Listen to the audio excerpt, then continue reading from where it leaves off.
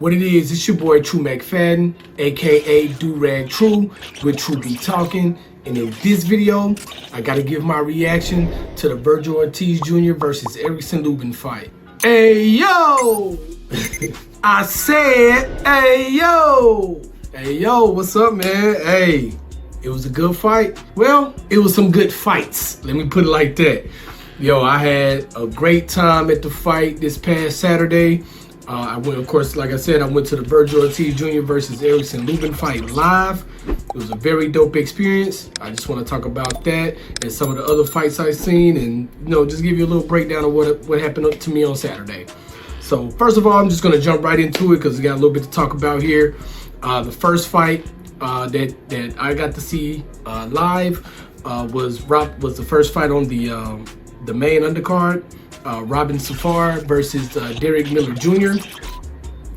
It was a good fight. Two heavyweight guys going at it. I think actually cruiserweight. I'm sorry, cruiserweight. It was cruiserweight. Big punches thrown, big punches landed, mostly by Safar.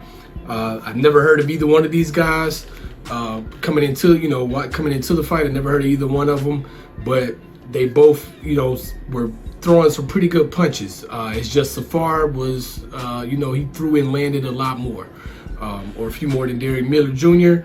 So Safar did end up winning that fight by decision, but it was still a really good fight. The next fight that I watched was Joshua Edwards versus Zeno Voris. Now these guys were heavyweights. This was a good one. It was a 6-round fight. Both guys were undefeated. Voris was 5-0 coming in with 5 knockouts. Joshua Edwards 4-0 with 4 knockouts. So I knew just based off of that somebody wasn't making it to the last bell, even though it was just a 6-round fight, right?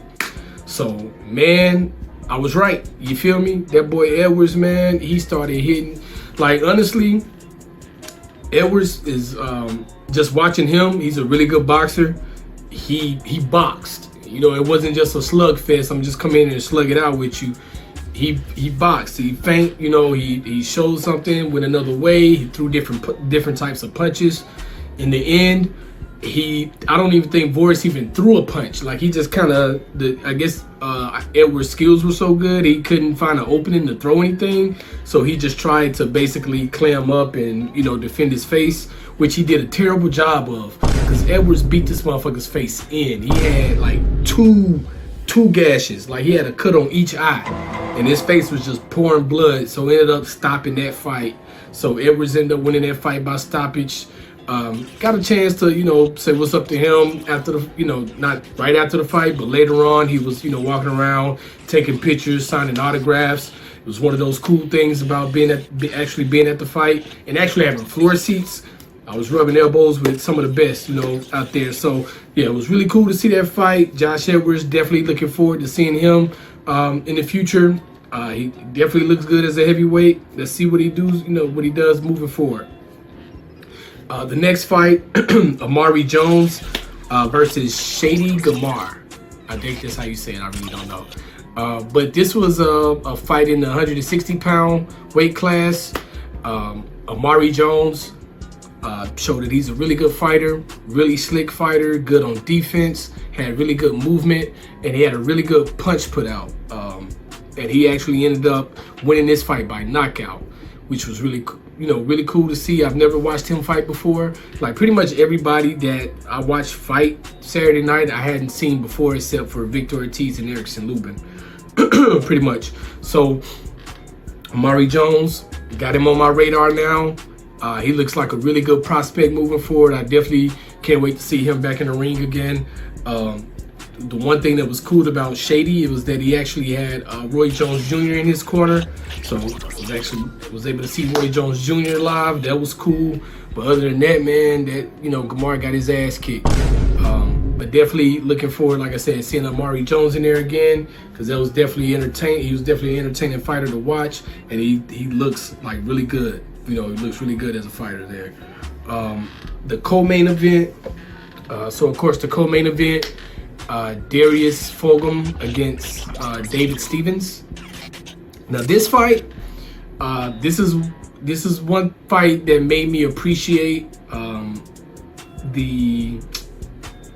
not appreciate, but help me understand the judges a little more, especially when it comes to those real close fights. The fight is kind of messy, what I call messy, where, you know, guys is just, they're basically just scrapping it out.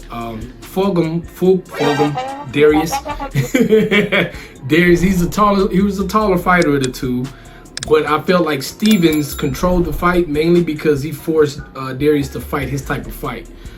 He forced the fight to be on the inside, and I felt like when the fight got on the inside through those exchanges, Stevens got the better of those exchanges. That's just how I felt about from watching it.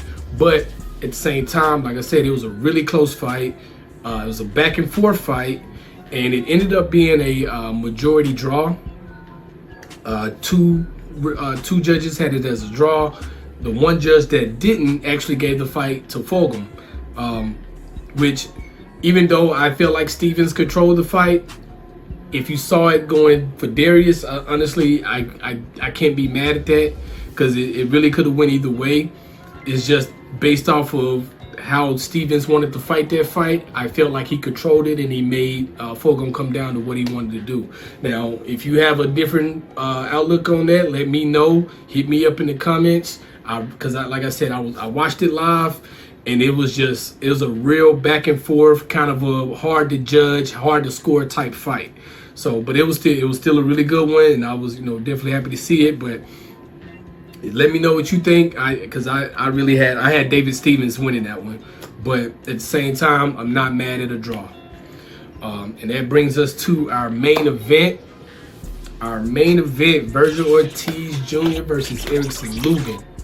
Now, if you go back to my prediction, either way, my prediction for this fight, the win for this fight, I'm picking, man, I got Vergil Ortiz Jr. by stoppage.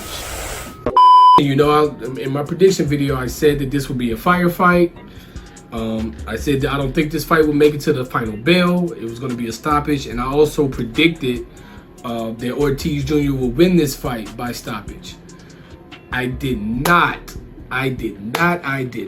expect that shit to happen that way, though. I did not expect this to be a second round stoppage. I didn't expect for fucking Lubin to throw maybe 10, 20 punches. I really, I mean, and watching it live, because where the fight ended, I was on the opposite side. So the people that I'm watching it with, when we see Lubin on the ropes, and we see, you know, Ortiz hammering away at him, we didn't see the shot they got through and saw that Lubin was, you know, basically knocked out on his feet.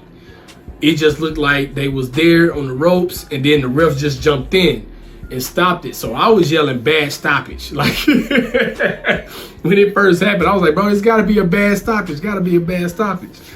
And then they fucked around and showed it on the big screen, the replay on the big screen, and then I was like, oh shit, like nah, he hit his ass. He, like, the man, like, when he hit him, his hands dropped. Like, the man wasn't finna protect himself no more.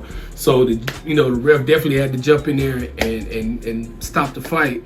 So even though the main event only lasted one round in like a minute and a half or so, 2 minutes, it was still dope to see. It was really cool to see my prediction come true, even though I did not expect that type of ass whooping to happen that quick. And it was really cool to see all the different boxers, all the different fighters and shit. So, and of course, Boots jumped into the ring after Vergil got that win. Of course, there's already talks of how this shit may not go down. Like, and I said that on my prediction video. We know how the back and forth goes when it comes to trying to make fights happen, right? We know how who's the A side, who's the B side, where's the money, who got the money, who's gonna make more, who's gonna make less. We know how it goes when it comes to all that type of shit, and they've already basically placing things that's gonna block the fight from happening when we want it to happen. Like me personally, I want this shit to be May. Like I think that's the earliest they're talking about is Cinco de Mayo weekend or something like that in May of next year, which I'm cool with that. But there were also things brought up as far as, you know, how about they go and fight other people? Like I saw some things people were saying, and it does kind of make sense. And actually, I really wouldn't be mad at it. I just want to see good fighting, good fights. So they were like, I think I've seen a scenario where instead of Ortiz taking on Boots for his next fight, or Boots taking on Ortiz, you know, Ortiz goes and fight Fundora, or goes and fight Zayas, or goes and fight Errol Spence. I don't think he needs to fight Errol Spence Jr. There's nothing there. If he's going to do anything, if either him or Boots are going to do anything before they fight each other, definitely go and, you know, see about fighting for a belt, man. I know Charlo is still, Jermell Charlo was there talking big shit the whole time. The man was talking shit the whole time, bro. So I know Jermell Charlo's looking for a fight. Looks like that's one of the things he was doing there at the fight. He was campaigning to see who he can get in the ring. Errol Spence Jr. is trying to make his debut at 154. So those names are being thrown around. But then you have Sebastian Fundora, who's a champion. You have Xander Zayas, who's a champion. Those names are being thrown around. I just want to see some good-ass fighting. Fuck all this tune-up and warm-up shit that is over with now. Now I'm ready to see Boots against some real competition.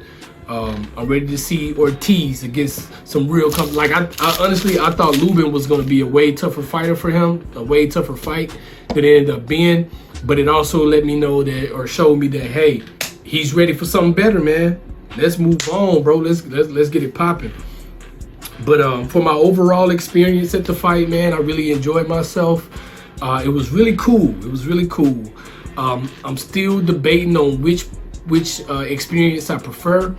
Whether if I prefer watching the fight live there, or if I prefer watching it at home.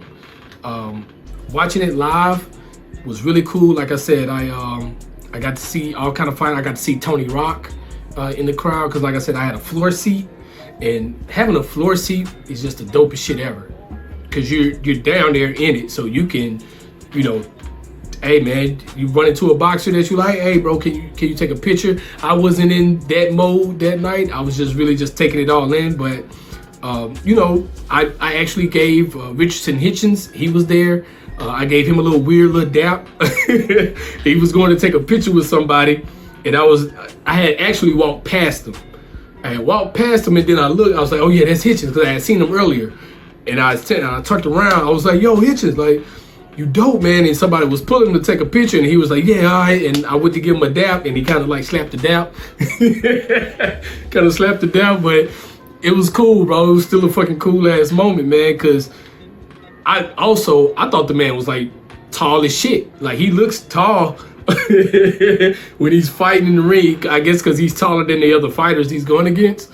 So I thought he was taller, man. Me and dude like the same height. So me and Hitchens like the same height. That was cool as fuck. Because he's one of the guys that's on my radar right now that I watch, that I enjoy watching fight. I ran across Regis Prograis. He was there. That was cool seeing him. I would say I saw Errol Spence Jr. I saw him when he came in, like, cause where I was sitting when the fighters came. I guess they had a different way to come into the arena, and the way that they came in, they basically like walked right past my section. But Errol Spence was mobbed when he got in that bitch, bro. Like, when you talk about being the man in Texas, Errol Spence is it, bro. Gotta be when it comes to this boxing shit, because I'm talking about gang, bro. He was mobbed. I couldn't see nothing.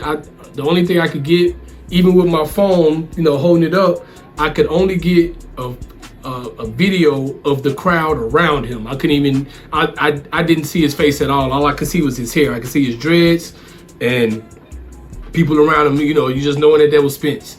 So I saw him. I saw Charlo when he came in. I saw Boots when he came in. That was cool as fuck. Boots was in that bitch. Because of course, you know, he jumped in the ring after the fight was over. But trying to figure out what I prefer, man. Still, like I said, even with all that, you know, the arena, man, they ain't got no smoke session, bro. You know what I'm saying? when I watch my fights, man, I like to drink and smoke, roll a few, goddamn matter of fact. But I like to chill while I watch my fights, man, and it's kind of hard to do that while you out in a fucking arena. But all in all, man, you know, other than not having a smoke session and having to deal with, you know, everything else that comes with being in public at a big spot, at a big thing like that, you know, dealing with the bathroom situation, bathroom lines and all that. But other than that, man, I mean, I ran across Derek James a couple times. I got to see him live in person. So it was really cool, man. It was a really cool experience. I definitely want to go to another live event. I'm spoiled as fuck right now, though, because if I go again, I definitely want to be on the floor again, because that shit was just ultimately cool. But I definitely want to go to Vegas and see a fight and be on the floor for it, man. Like, that shit was hard. But, you know, it was a good time. That was the first big fight of the month. Of course, this week coming up, we got Chris Eubank Jr. versus Conor Ben. Again, I'll be making my prediction video for that. And then next week, we got the biggest night in boxing this month. We got the Ring 4. And of course, I'll be getting ready to go back and watch some fights, because I have a few fights I want to talk about on that card. But, you know, let me know what you think, man, in the comments. Don't forget to like, share, subscribe. Man, go hit up Skyline Republic, SkylineRepublic.com/store. Get your Skyline Republic apparel, man. You know, and show your boy some love, man. But this has been True, aka Durag True, man. And I'm done. I'm about this bitch, bro. Y'all have a good one.